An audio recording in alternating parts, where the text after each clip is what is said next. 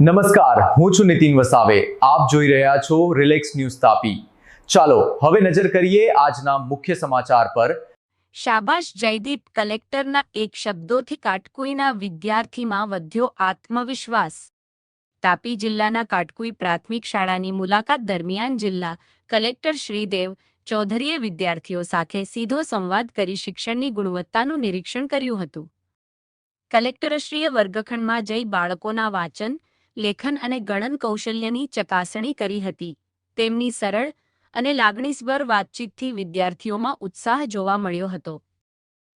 આ દરમિયાન ધોરણ 5માં અભ્યાસ કરતા જયદીપ ગામિતને કલેક્ટરશ્રીએ પુસ્તક આપી મોટેથી વાંચવા પ્રેરિત કર્યો હતો.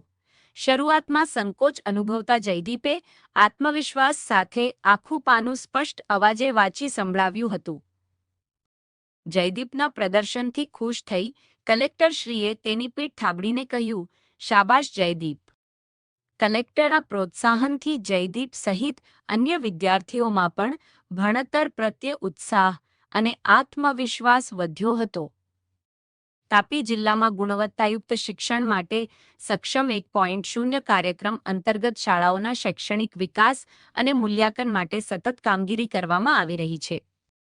નીતિન વસાવે સાથે દીપેશ વળવી, રિલેક્સ ન્યૂઝ તાપી. મારું નામ જયદીપ મહેશ કટાણી. મારી શાળાના પ્રાથમિક શાળા છે. આજે કલેક્ટર સાહેબે મને વંચાવ્યું અને મારી પ્રશંસા પણ કરી.